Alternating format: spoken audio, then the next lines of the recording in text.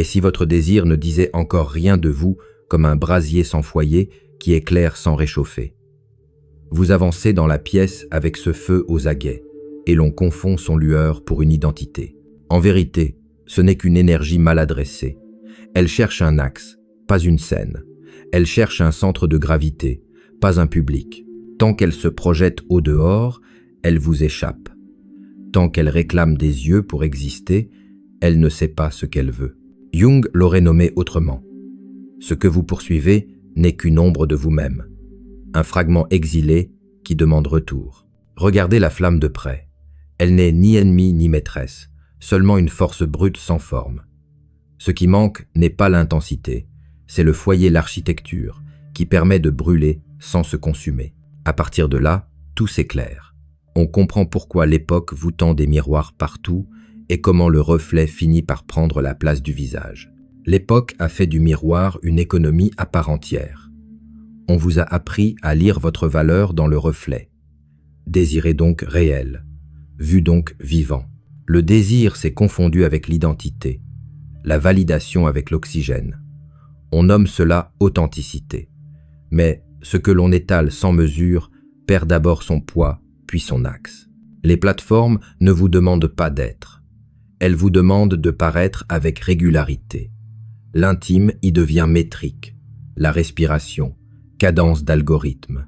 À force de se raser la peau pour plaire à la lumière crue, on finit par perdre l'épaisseur qui fait tenir un visage. Où passe la chaleur quand tout devient image? Elle s'évapore dans la vitesse, remplacée par des chiffres qui vibrent comme des colliers de chiens. Le like apaise une seconde, l'ombre revient la suivante. L'âme s'habitue à quémander un écho pour se reconnaître. Ce dispositif n'est pas neutre. Il formate le système nerveux. La latence devient faute, l'opacité, soupçon. On respire plus court, on pense plus vite, on réagit avant d'habiter la question. On s'imagine sincère en se déversant. On oublie qu'une vérité sans foyer n'éclaire rien. Jung aurait parlé de projection. Chasser au dehors ce qui manque dedans, demander au regard d'autrui de nous restituer ce que l'on n'a pas ancré.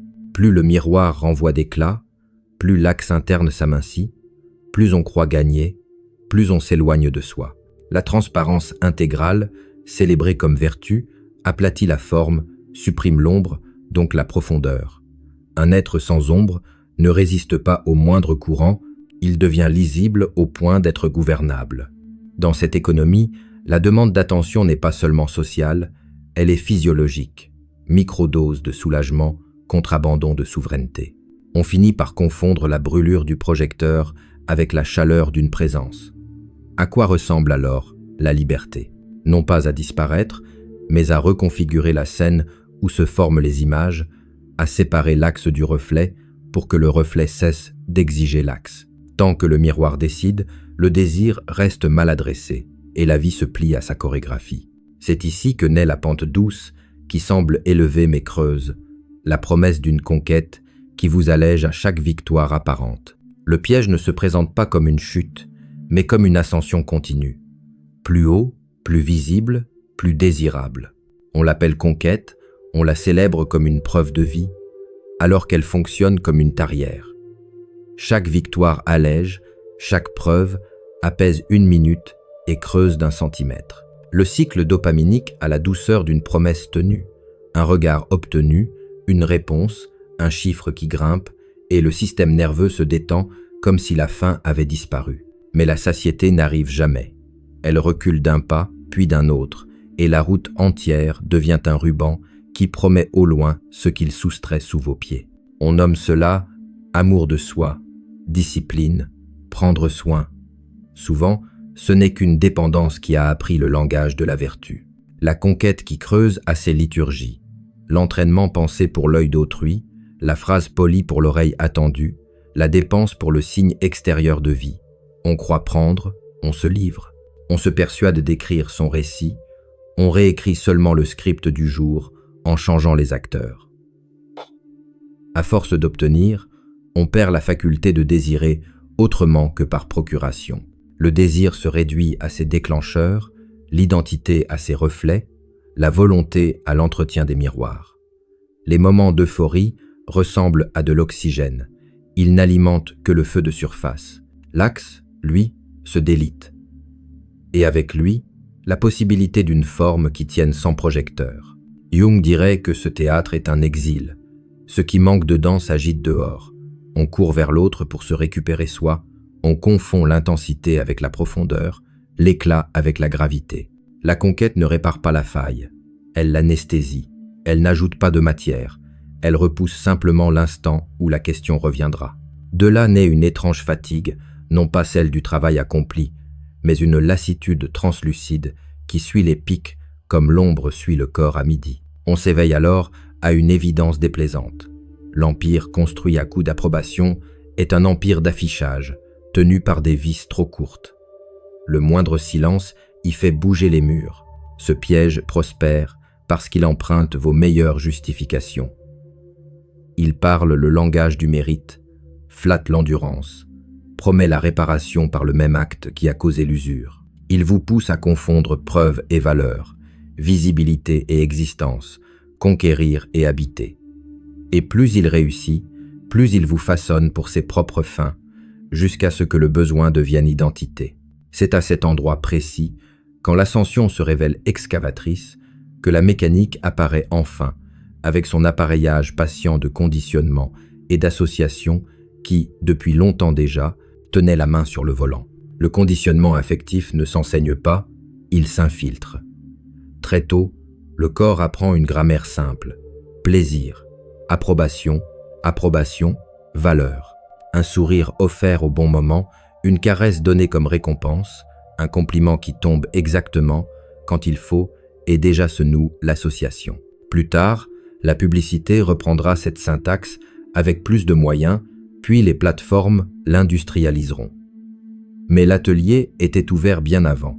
À partir de là, la moindre vibration extérieure peut servir de métronome interne.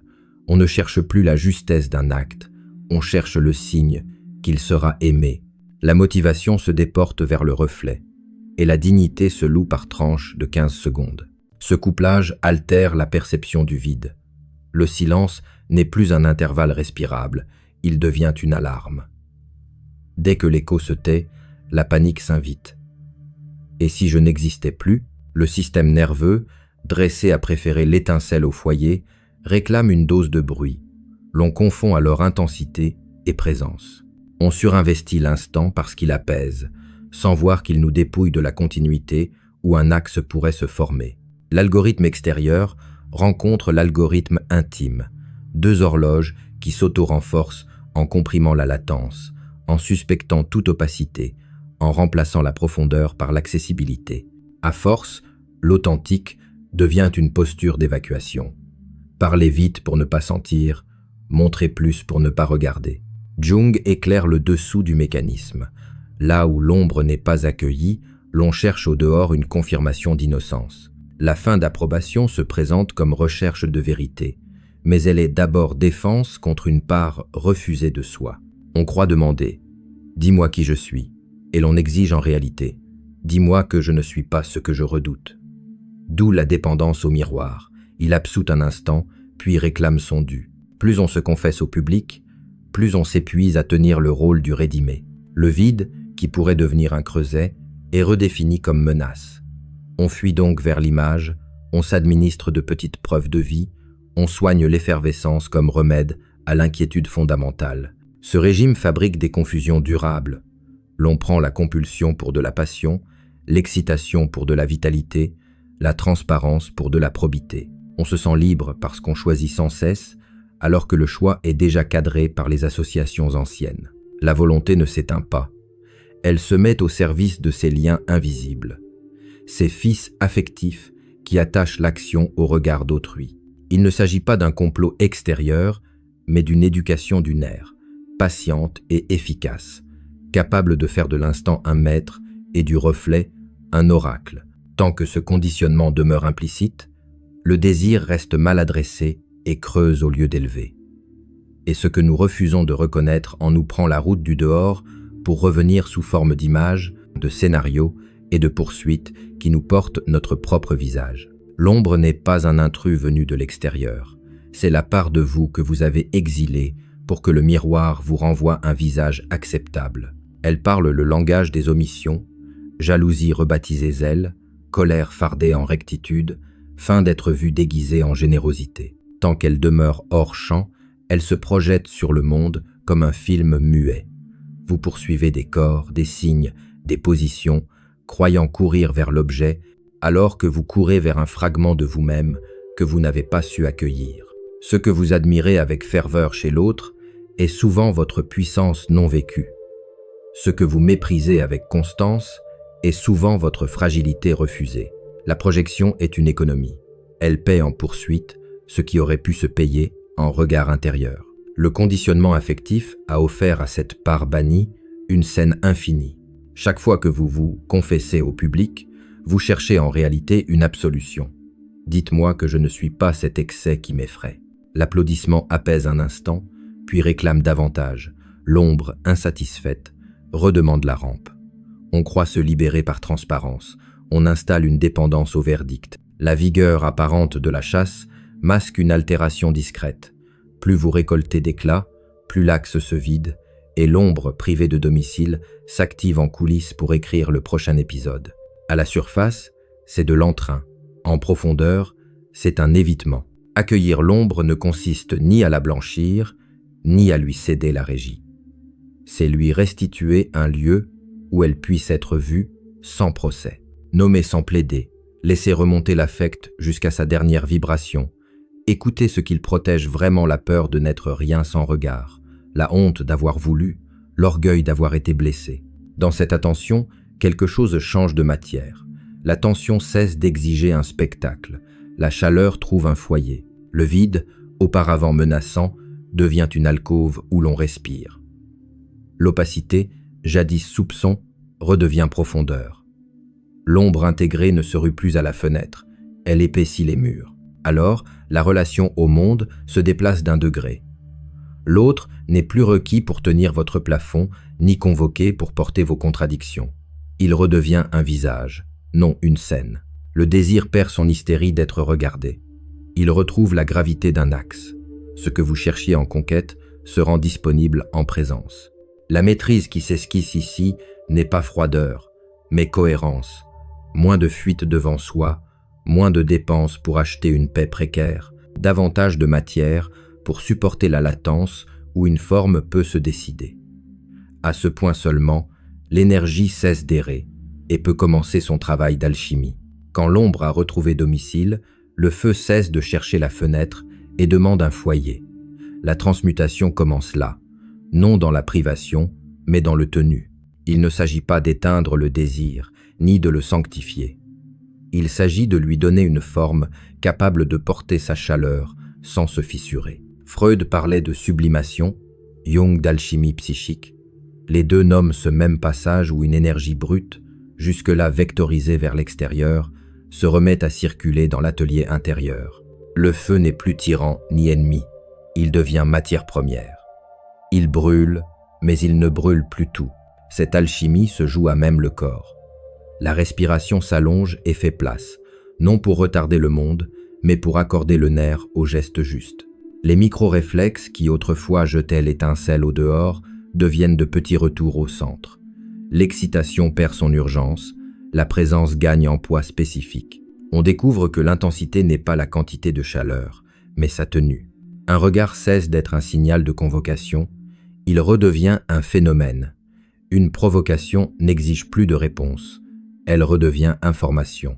Le feu change de statut lorsque l'on peut supporter sa montée sans l'exporter immédiatement en scène. Dans ce fourneau, le désir révèle ses couches. Sous l'appétit, une demande de forme. Sous la forme, une exigence de sens. La même énergie qui animait la chasse se met à tracer des lignes plus longues. Une page écrite jusqu'au bout, un travail poursuivi au-delà de la première lueur, une attention qui ne fuit pas devant le creux. La chaleur autrefois dissipée en éclats se condense en précision. La quête d'empreinte se transforme en capacité de laisser une trace. L'on n'obtient pas moins, on obtient autrement, et ce autrement pèse davantage que l'accumulation des instants. La transmutation n'a rien d'ascétique. Elle est sobriété opérante, retrait du superflu pour que le nécessaire résonne, économie d'effet pour que l'essentiel tienne. Rien n'est renié. Ce qui était divisé se réadresse. Le corps n'est plus un relais pour un monde égaré de lui-même. Il devient l'instrument d'une volonté qui a choisi sa portée. La chaleur qui autrefois exigeait des témoins se met à éclairer sans réclamer, et l'axe, moins spectaculaire qu'hier, devient habitable. De cette continuité naît une indépendance nouvelle, non pas contre le monde, mais au milieu de lui, comme une chambre qui conserve sa température malgré les courants. L'autonomie émotionnelle ne consiste pas à ne plus sentir, mais à ne plus mendier. Après la transmutation, lorsque le feu cesse de réclamer la fenêtre, une question simple se pose. Votre valeur change-t-elle avec l'écho ou demeure-t-elle quand le miroir se tait? Tant que l'humeur dépend d'un signe extérieur, l'axe reste sous tutelle. On se croit libre parce qu'on choisit beaucoup. On découvre que le choix obéit à des fils anciens, tendus entre récompense et abandon. C'est ici que le travail dévie discrètement. Non plus produire des preuves, mais déplacer la source, relocaliser l'alimentation affective du dehors vers le dedans. Habiter la solitude n'est pas se retirer du monde, c'est retirer du monde le droit de fixer votre température. Le silence, d'abord hostile, perd son aspect d'alarme et devient une acoustique. Il renvoie un son cru. Non pas l'absence de vous, mais les zones où vous n'êtes pas encore posé. On apprend à rester devant ce reflet sans convoquer aussitôt des témoins. Ce qui, hier, exigeait validation devient simplement observable. Ce qui, hier, se gonflait d'orgueil blessé, se reconnaît sous forme d'inquiétude sans vocabulaire. Le vide cesse d'être gouffre. Il devient chambre d'écho où la respiration se rallonge et reprend droit sur le rythme. À cette profondeur, la paix n'est pas une émotion, c'est une capacité. Supporter l'incertitude sans acheter de bruit, supporter l'envie sans la convertir en scène, supporter l'élan sans le dilapider. On cesse d'interpréter l'absence de message comme un verdict, l'attente comme une menace, la latence comme une faute. La ligne de base se renforce. La météo du dehors ne soulève plus vos marées. Qui vous écrit ou se tait ne change plus la densité de votre présence. On vous dira distant, froid, peu, être hautain. Vous savez que c'est l'effet secondaire d'une redistribution des droits. Le dehors perd la régie sur votre nerf. Cette autonomie n'assèche pas les liens, elle les clarifie. On ne se donne plus par peur de manquer. On se donne par choix, depuis un surplus et non depuis une dette. L'attachement cesse de négocier votre identité. Il devient lieu de circulation entre deux centres déjà constitués. Alors, l'économie du miroir perd sa prise. Le regard d'autrui redevient un paysage, pas un tribunal. La reconnaissance, une rencontre, pas une perfusion. Ce déplacement est discret, sans triomphe ni bannière, mais il modifie la texture des jours. Moins de pics et de creux, davantage de sillage, moins d'effervescence, davantage de tenue. Ce que l'on appelait autrefois dépendre s'efface comme une encre trop vive. À sa place, une gravité sobre s'installe et autorise la suite. Quand la mendicité cesse, quelque chose d'autre apparaît dans l'air. Une autorité sans demande. Elle n'avance ni avec l'éclat, ni avec le bruit, mais avec une densité simple, comme si votre présence avait retrouvé son poids spécifique. On parle volontiers de charisme. Ce qui se dégage ici n'est pas de l'aimantation théâtrale. C'est une aura de non-besoin. Vous n'êtes plus en quête d'un signal pour vous sentir réel. Vous habitez votre axe, et cet axe suffit pour régler la pièce d'un demi-degré. L'entourage ne sait pas dire ce qui a changé. On vous trouve plus calme, plus précis, parfois plus mystérieux. En vérité, vous avez retiré du monde le droit de fixer votre température, et ce retrait discret redistribue les distances. Cette autorité a la politesse du silence et l'obstination d'une marée. Elle se reconnaît à la manière dont l'énergie circule, moins de gestes, plus d'effets par geste, moins d'apparitions, plus de poids à chaque apparition. La rareté n'est pas calcul, c'est la conséquence d'une économie intérieure qui ne dépense plus pour acheter la paix. La cadence se relâche d'une fraction, et cette fraction suffit pour que le réflexe se dissolve, que la parole ne devienne plus une rançon. Le regard d'autrui, jadis tribunal, redevient paysage. Il continue d'exister, mais ne détermine plus le tracé. Ce climat transforme l'interaction. Les tentatives de provocation tombent à plat, parce qu'elles ne rencontrent plus la prise émotionnelle à laquelle elles étaient habituées. Les invitations à l'urgence perdent leur magie. Vous n'y répondez pas par défi, mais par absence d'appétit pour l'échange inégal. On vous prêtera des secrets, parfois des stratégies. Il n'y a qu'une cohérence plus silencieuse, où la décision précède la parole et où la parole n'ajoute rien à la décision. Cette cohérence n'exclut pas la chaleur, elle l'oriente. Elle donne à la générosité un bord, à l'écoute une profondeur, au refus une netteté qui n'humilie personne. Jung dirait que l'ombre, enfin accueillie, cesse d'exiger le théâtre. Machiavel constaterait que la perception, désormais semée de l'intérieur, s'ordonne sans injonction. Là où l'on cherchait jadis à convaincre, il suffit d'exister droit. Non pas parce que le monde se rend, mais parce qu'il s'ajuste naturellement à ce qui tient. L'autorité ainsi comprise n'a pas besoin d'être crue. Elle se respire comme une météo stable et sa stabilité libère l'espace pour la tâche suivante. La focalisation n'est pas une crispation du regard, c'est une réorientation de la sève.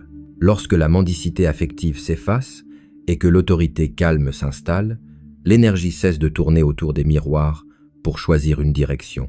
La journée prend une autre texture. Les instants ne se cherchent plus en éclat, ils se joignent comme des pierres posées avec patience. On parle souvent d'intensité. Ici, c'est la précision qui gouverne. La même chaleur qui jadis flambait pour être vue devient un fil de feu qui soude les heures entre elles. On découvre qu'il existe une joie sans démonstration, la joie simple d'achever une ligne, de tenir une cadence, de laisser une trace qui ne dépend pas d'un témoin. La concentration véritable est un art de l'ombre. Elle préfère l'atelier au podium. Elle ne nie pas le monde. Elle lui refuse seulement le droit de désigner la prochaine distraction. À l'échelle fine, quelque chose se décale. Ce qui autrefois convoquait le geste ne l'obtient plus si sa demande n'a pas de forme. L'attention cesse d'être un faisceau errant, elle devient foyer. La perception se précise, non par suspicion, mais parce que le bruit perd ses privilèges. L'âme ne s'éparpille plus en preuve de vie, elle se rassemble autour d'une œuvre parfois modeste, mais continue, et cette continuité, plus que les pics, écrit le destin. Jung dirait que l'énergie sublimée prend langue avec la forme. Machiavel noterait que cette forme, une fois née, organise les alliances du réel. La mémoire du corps apprend la durée. Respiration plus longue, décision plus nette, refus qui n'ont pas besoin de théâtre. Il ne s'agit pas d'être partout, mais d'être entier là où vous êtes. La focalisation ne réduit pas le monde, elle le hiérarchise. Elle ne ferme pas les possibles, elle choisit des trajectoires. À mesure que le regard se stabilise, la présence creuse un sillage qui ne dépend ni des projecteurs ni des applaudissements, et la vie ressemble moins à une succession de pics qu'à une ligne de force capable d'emporter les saisons. Tout ce parcours n'a pas cherché un nouveau masque, mais un foyer. Le reflet a cessé de tenir la régie, la conquête qui prouve a montré son creux. Le conditionnement affectif a été démaquillé, l'ombre a reçu domicile, le feu s'est transmuté, l'humeur s'est affranchie des échos, l'autorité s'est installée comme une météo, l'attention a retrouvé sa ligne de force. À ce point, la liberté ne ressemble plus à une victoire lumineuse, mais à une température intérieure qui ne varie plus au moindre courant. L'esprit désérotisé n'éteint pas la vie, il en clarifie la forme. Il n'a pas besoin d'être désiré pour peser, ni d'être applaudi pour durer. Il avance par continuité plutôt que par pic, laisse une trace qui ne dépend d'aucun témoin et rend de nouveau possible ce qui semblait introuvable, une présence qui réchauffe sans brûler. S'il devait y avoir un appel, il se formulerait sans mot d'ordre. Il tiendrait dans une préférence intime. Préférer la latence à l'emballement lorsque la main se tend vers le projecteur. Préférer la densité à l'éclat quand l'ego réclame sa minute.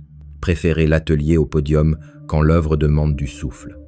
Ce choix, répété silencieusement, réorganise la journée, puis les semaines, puis les liens.